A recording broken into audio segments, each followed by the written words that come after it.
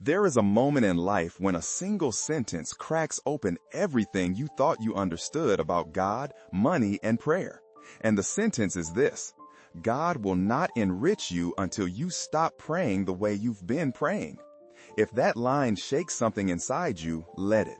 It is the beginning of awakening. Before we go any further, anchor yourself into this moment with intention. Go to the comments and write, "Today, I choose true wisdom about wealth." Do it because public intention reshapes the inner world. When you declare something out loud, you give your soul permission to expand. You mark the moment where ignorance ends and alignment begins. For years, I prayed the way most people pray, emotionally, desperately, pleading for financial relief. I begged for God for breakthroughs, for opportunities, for blessings that never arrived. And each unanswered prayer felt like a silent rejection. I wondered if I was invisible to heaven, or if somehow God had decided abundance wasn't meant for me. But everything changed the day a rabbi told me the truth no one had ever dared to say. "You're not being ignored. You're praying wrong." Those words hit me with the weight of spiritual authority. He explained that Jewish wisdom teaches something radically different from what most people believe. God does not respond to panic. God does not reward desperation. God does not react to the emotional tone of a prayer. Instead, God responds to structure, readiness, and spiritual alignment. Money, the rabbi said, is not a blessing. It is a responsibility. And responsibility is never given to someone who has not built the inner vessel to hold it. I felt exposed, because all my life I had prayed like a drowning person begging for a lifeline. I had prayed from fear. I had prayed from scarcity. I had prayed from the belief that if I just cried hard enough, heaven would feel obligated to intervene. But Jewish wisdom doesn't see prayer as emotional persuasion. It sees prayer as alignment, an act that shapes your inner world so that you become capable of receiving what you ask for. The rabbi told me something I will never forget. Most people pray for money, but God waits for them to pray for capacity. Wealth is not granted to the desperate, but to the prepared. It was the first time I understood why heaven's silence had followed me for so long. It wasn't punishment, it was protection. He leaned closer and said, "There is a way to pray that opens the gates of abundance, but there are 3 mistakes, 3, that block prosperity every time." His voice grew quieter, as if stepping into sacred territory. "And the second mistake," he whispered, "is the most dangerous because it hides inside the people who think they're doing everything right." The rabbi looked at me with the calm authority of someone who had watched generations wrestle with the same misunderstanding. "To change the way you pray," he said, "you must first change the way you understand prosperity." And with that, he began unveiling the spiritual framework that Judaism has carried quietly for centuries, a framework most people never hear, not even inside synagogues. He said, in Jewish wisdom, God does not enrich a person because they ask. God enriches a person because they become someone who can be trusted with abundance. The sentence felt like a key turning inside a locked door. Trust, responsibility, capacity. These were not ideas I had ever linked to money, yet they explained everything. Because if wealth is simply handed to someone who is unprepared, it becomes chaos. It destroys rather than builds. It inflates rather than strengthens. Prayer, he continued, is not about persuading heaven. Prayer is about aligning the self. When people beg for money, cry for money, panic for money, they are not aligning with abundance. They are aligning with fear. And fear, he reminded me, is a request in itself. The universe responds not to words, but to internal posture, to energy, to readiness. Then he told me about a rabbi he once studied under, a man who lived in Jerusalem with nothing but a small apartment and a burning determination to understand God's laws of prosperity. This rabbi prayed for money every day for years, and nothing changed. Until one night, exhausted and humbled, He realized his prayers were built on the belief that he was lacking, that he was helpless, that he needed rescue. So instead of praying for money, he prayed for something entirely different. God, expand me, make me wiser, make me capable, make me disciplined, make me steady. The rabbi paused, letting those words rest in the air, and then he smiled softly. That was the first night heaven answered him. Opportunities began to appear, ideas became clearer, discipline grew, relationships strengthened. He didn't receive money, he became someone who could create it, sustain it, and grow it. This is the shift, the rabbi told me. Stop praying from scarcity, start praying from readiness. Because in Jewish spirituality, asking for money is like asking for fruit without ever planting a seed. But asking for capacity, wisdom, strength, discipline, clarity is planting the seed that guarantees the harvest. He leaned back and said, "Now you understand why your prayers for money failed, but this is only the beginning." His eyes narrowed slightly, the way a storyteller prepares the audience for a deeper revelation. Because while praying from scarcity blocks abundance, there is another mistake, one far more common, far more subtle, and far more damaging. He lowered his voice as if revealing a hidden doorway. The first mistake closes the hands. The second mistake closes the soul. The rabbi's voice dropped into a steady, deliberate rhythm, as if he were guiding me into the heart of a spiritual diagnosis. The first mistake, he said, is praying from scarcity. But the second mistake is even more dangerous because people don't recognize it as an error at all. He paused, letting the tension settle. The second mistake is praying with desperation disguised as devotion. He explained that most people believe their most emotional prayers are their strongest ones. Tears, trembling voices, rushed words, panic-filled promises, these are often mistaken for spiritual sincerity. But in Judaism, such prayers reveal a deeper issue. The person is begging, not aligning. They are pleading for escape instead of preparing for responsibility. Desperation, he said, sends a signal to heaven that you are overwhelmed by your own life. And a person overwhelmed by little responsibilities cannot hold greater ones. Then he shared the story of Daniel, a man who visited him often. Every week, Daniel would pray fervently for financial rescue. His prayers were loud, emotional, urgent, a storm of panic wrapped in religious language. He was convinced God would reward such raw expression. But each week, his situation worsened. The rabbi asked me, "Do you know why nothing changed?" I shook my head. Because Daniel wasn't praying for growth, he said. He was praying for escape. And escape is not a seed heaven can bless. That sentence cut through me. How many times had I asked for rescue instead of readiness? How often had I used prayer to avoid responsibility rather than strengthen it? He continued, "Prayers born from fear do not expand your vessel, they shrink it. They confirm that you are drowning. And the moment you declare yourself drowning, you are spiritually telling God you cannot handle more."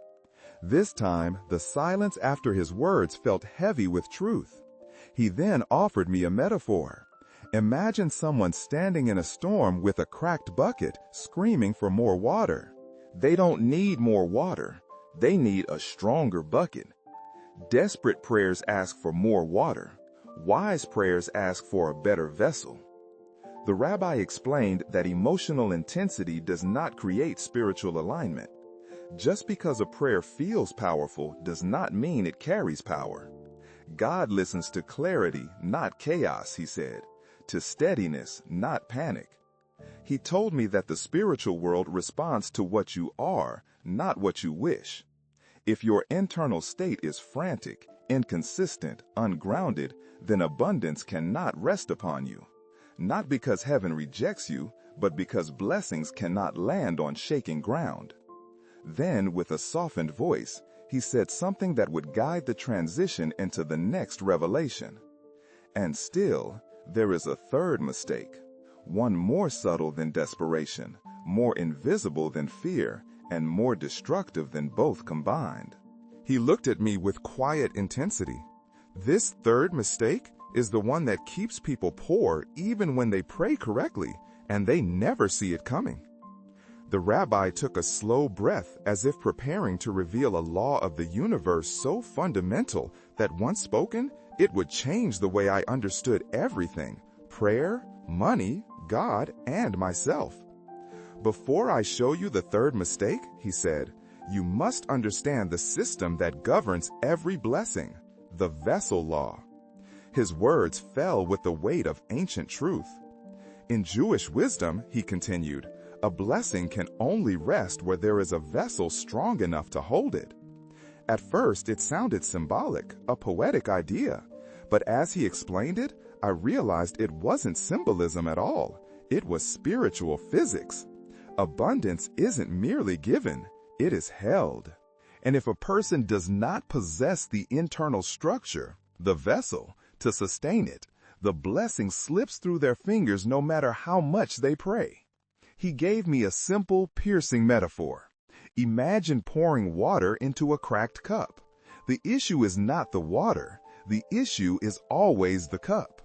Then he looked directly at me. You are the cup. He listed the cracks that most people carry without ever noticing. Impulsive decisions that break stability. Emotional volatility that fractures discipline. Resentment that corrodes gratitude. Procrastination that weakens responsibility. Disorganization that leaks opportunity. A scarcity identity that repels growth. Each crack is small, but together they form a vessel that cannot hold abundance, no matter how generously heaven pours. God is not ignoring your prayer, he said gently. God is protecting you. A blessing given to an unprepared vessel becomes a curse. Those words hit deeper than any rebuke, because suddenly I could see my entire life, every moment of temporary success that slipped away, every opportunity I lost, every breakthrough I mishandled. My vessel had been cracked, and I never knew it. Then he explained something even more profound. Money is not just currency, it is pressure, responsibility, momentum. If your vessel is not strengthened, more money breaks you faster. This is why some people rise and immediately fall, why sudden success crushes the unready, why spiritual laws require inner expansion before external increase. He guided me into reflection. Where in your life do you ask for more while managing less? Where do you demand expansion but maintain disorder? I felt the questions land like stones. They weren't meant to shame, they were meant to reveal. He said, fix one crack, just one, and you change your capacity forever.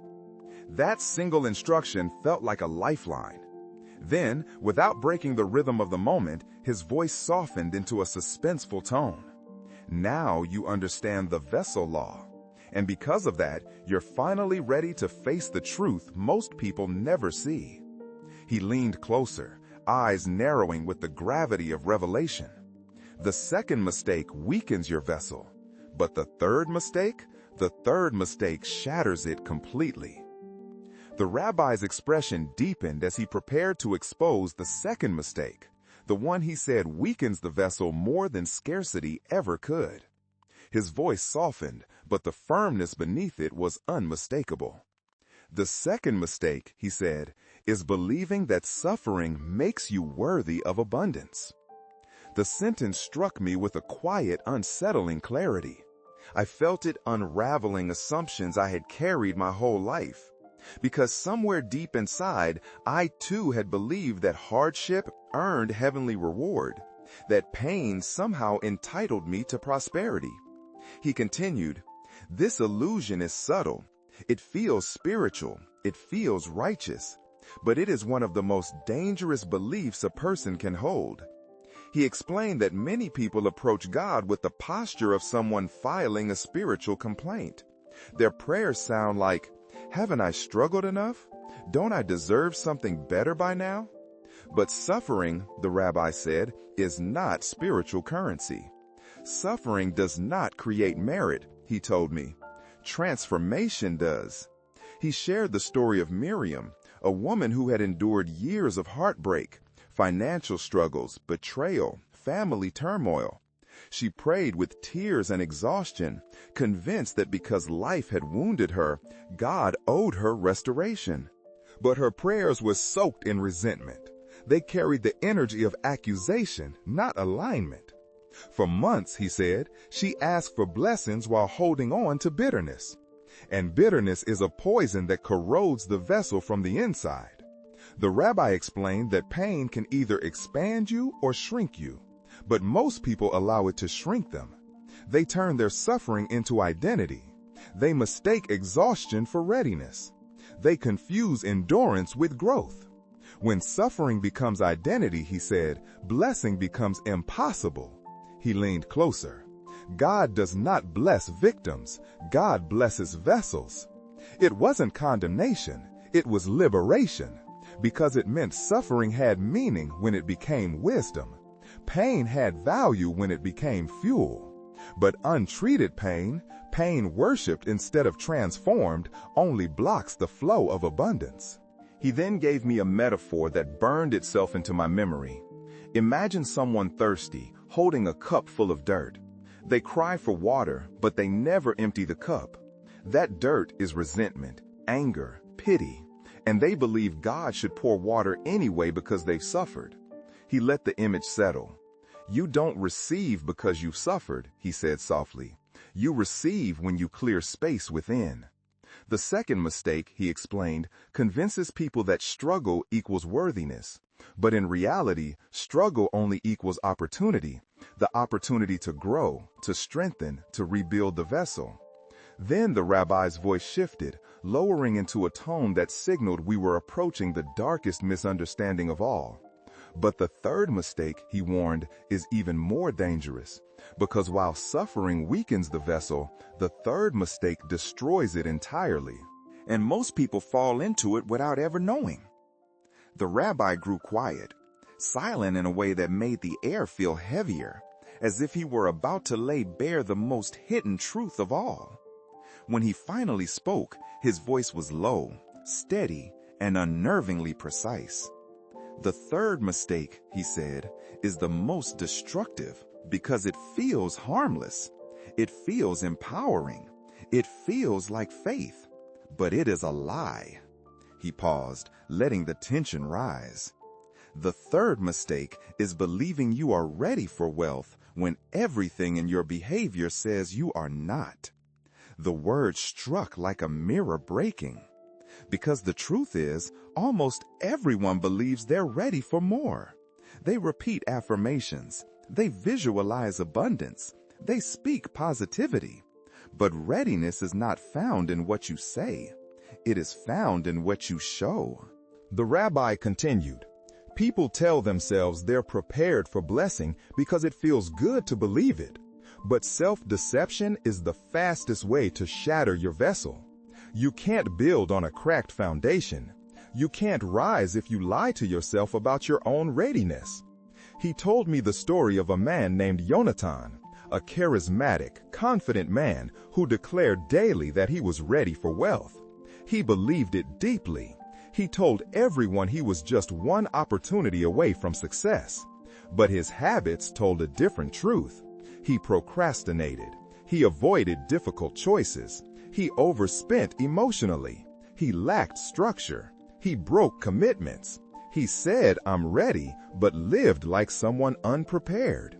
So when opportunities came, the rabbi said, he collapsed under them. Not because he was unworthy, but because he was unready. That line hit like cold water, because it meant that heaven wasn't withholding from him. He was withholding from himself. The rabbi explained that readiness is not a feeling, it is a pattern. Readiness shows up in consistency. Readiness shows up in calm decision-making. Readiness shows up in discipline. Readiness shows up in emotional maturity. Readiness shows up in the ability to manage what you already have. God does not wait for your affirmation, he said. God waits for your alignment. He mentioned a modern study from Israel that observed how people perceive their financial readiness. Almost everyone rated themselves highly. But when researchers examined their daily behaviors, spending habits, planning routines, emotional self-control, the majority were completely misaligned with the abundance they claimed they were ready for. The result? Their income stayed flat or declined, not because they lacked talent, but because they clung to an illusion of readiness instead of building the reality of it. The rabbi looked at me with a firm tenderness. Self-deception is spiritual poison. When you tell yourself you're ready, you stop growing. When you stop growing, your vessel breaks. Then his expression softened, and his voice took on a rising cadence, the kind that signals a shift from warning to revelation. But once you understand the 3 mistakes, you are finally prepared for the remedy. And that remedy is older than any sermon, older than any modern financial teaching. It is the ancient Jewish formula that opens the gates of prosperity. The rabbi leaned forward, elbows resting on his knees, as though what he was about to reveal required a closer distance between us. His voice shifted, still calm, but carrying a sacred weight. "Now that you understand the 3 mistakes," he said, "you're finally ready for the formula, the real one, the ancient one, the one your rabbi never preached because most people aren't prepared to hear it."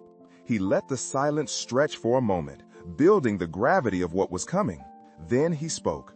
"Stop asking God for money. Start asking God to expand the part of you that creates money." That was the doorway, and through it came the formula. "God, give me wisdom to see opportunity, discipline to act on it, and strength to hold the blessings I receive." He asked me to repeat it slowly. Wisdom, discipline, strength. 3 pillars, 3 foundations, 3 spiritual muscles that wealth naturally gravitates toward. He broke them down one by one. First, wisdom to see opportunity. Opportunities rarely appear as miracles, he said. They appear as responsibilities, challenges, or small openings that most people overlook. Wisdom is not intelligence. Wisdom is perception. It is the ability to recognize a door even when it is disguised as work. It is seeing potential where others see inconvenience. Without wisdom, wealth can stand right in front of you and you will walk past it every time. Second, discipline to act. Opportunity is useless, he said, without the discipline to take the step. Discipline is the bridge between prayer and manifestation. It is the force that turns intention into momentum. The spiritually disciplined person does not wait for motivation. They create it. They follow through. They keep promises to themselves. They build structure where others rely on emotion. Discipline, he said, is the proof you give heaven that you are ready for more. Third, strength to hold blessing. This was the one he emphasized most. Many people can receive wealth, he said. Very few can keep it. Strength is emotional stability. Strength is resilience. Strength is the ability to handle pressure without collapsing. It is the capacity to sustain growth without sabotaging it. Without strength, blessings become burdens. Without strength, expansion becomes overwhelm. Without strength, success becomes self-destruction. That is why the formula ends with strength, to ensure that abundance does not break the vessel but fortifies it. The rabbi then explained why this formula works. When you pray for wisdom, discipline, and strength, he said, you align yourself with the divine pattern of creation. You stop resisting the life you claim to want. You stop begging. You begin building. He asked me to use the formula every morning, not out of fear or need, but out of alignment. Speak it daily, he instructed, and you will feel your inner world expanding long before your outer world shifts. Then he leaned back, eyes glowing with certainty. If you doubt the power of this formula, he said, let me tell you about someone whose entire life transformed because of it. The rabbi's voice softened into a storytelling cadence, as though he were opening a door into someone else's journey so I could witness transformation with my own eyes. If you want to understand the power of the formula, he said, you must hear what happened to Aaron. Aaron was not special in any conventional way. He wasn't wealthy, he wasn't unusually gifted. In fact, he carried years of quiet frustration, working hard, praying harder, and wondering why nothing ever changed. Like many, he believed God was withholding prosperity from him. But the rabbi told me what Aaron thought was divine silence was actually divine protection. His vessel was too small for what he was asking for. One night, after yet another month of struggling to pay his bills, Aaron went to the rabbi in desperation. His voice trembled as he said, "I pray every day. I beg. I cry. I ask God for money. Why does nothing open?" The rabbi gently answered, "Because you are asking for money instead of asking to become a person who can hold money." Those words shattered something inside him, an old belief, a tired narrative, a victim mindset. And in that empty space, the rabbi placed the formula. God, give me wisdom to see opportunity, discipline to act, and strength to sustain my blessings. Aaron didn't want a philosophical explanation. He wanted a lifeline. So he clung to the formula. He recited it every morning for 40 days. He didn't pray with drama or tears. He prayed with grounding, with presence, with quiet intention. In the first week, nothing external changed, but something internal did. He found himself cleaning his home for the first time in months, clearing physical clutter that mirrored the clutter inside him. He began organizing his finances, not with shame, but with clarity. He started waking up earlier, not out of duty, but out of newfound energy. By the second week, he noticed opportunities he had once ignored. A colleague mentioned an opening for a small project. Normally, Aaron would have brushed it off as unimportant, but with wisdom awakening in him, he recognized potential. He took it. By the fourth week, discipline had taken root. He began doing the hard tasks first. He stopped procrastinating. He followed through. The shift was subtle but powerful. By the sixth week, strength emerged.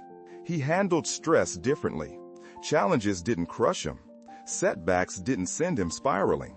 His vessel was becoming solid, strong enough to carry weight. And then it happened. A supervisor who had barely noticed him before invited him into a larger role. A client he had once helped reached out with a new opportunity. Within months, Aaron increased his income. Within a year, he doubled it. Within 2 years, he was living a life he had once begged God to give him. But the rabbi said something profound. Aaron didn't rise because God handed him money. Aaron rose because he became the version of himself who could create and hold abundance. He paused, letting the story sink in. This is why Jewish prosperity is not about miracles, he said. It's about alignment. And that alignment is rooted in one core philosophy. The rabbi rested his hands on the table, his eyes glowing with the calm certainty of someone about to reveal the foundation beneath everything he had taught. If you want to understand Jewish prosperity, he said, you must understand the nature of creation itself. His tone shifted, no longer instructional, but almost cosmic. And in that shift, the room seemed to grow still. He opened an old text, its pages worn and yellowed, and pointed to the very first line. In the beginning, God created the world with words, not actions, not tools, not effort, words.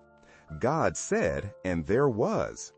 He let the phrase echo for a moment before explaining its significance. In Jewish thought, this is not a poetic metaphor. This is the blueprint of reality. Words shape energy. Energy shapes behavior. Behavior shapes destiny. And destiny shapes abundance. He leaned closer. This is the real secret. Your life expands only to the size of your inner world. And your inner world expands according to the words you speak. Suddenly, all the pieces connected. Why scarcity prayers fail. Why desperation shrinks the vessel. Why entitlement blocks blessings. Why illusion destroys readiness. Every one of those mistakes has the same root, the wrong words shaping the wrong inner world. He continued, when you pray from fear, you build a world of fear. When you pray from resentment, you build a world of resentment. When you pray from fantasy, you build a world you cannot sustain. But when you pray for wisdom, discipline, and strength, you build a world that can hold abundance. He told me that Jewish prosperity is never about chasing wealth. It's about becoming a creator, someone whose words activate expansion rather than collapse. A person who speaks with clarity, responsibility, and intention, he said, is already wealthier than someone who only chases outcomes. Then he highlighted the spiritual law that underpins everything. God mirrors your direction. If you move toward growth, heaven supports growth. If you move toward stagnation, heaven steps back. It wasn't judgment, it was resonance. Creation responds to whatever you choose to create. Your words are the blueprint. Your actions are the building. Your character is the foundation. He pointed at me with gentle firmness. This is why the formula works. It changes your words. And by changing your words, it changes your vessel.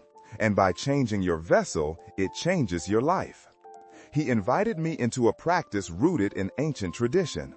For 7 days, every morning, speak the formula. Speak it with intention, not emotion. 7 days, not symbolic, but structural. 7, the number of creation. 7, the cycle of completion. 7, the pattern God used to build the world. Follow this, he said, and your inner world will begin to reorganize itself. The fog will lift, the mind will sharpen, the heart will steady, and abundance will begin moving toward you, not as a miracle, but as a response. Then his voice softened, signaling the approach of the final moment.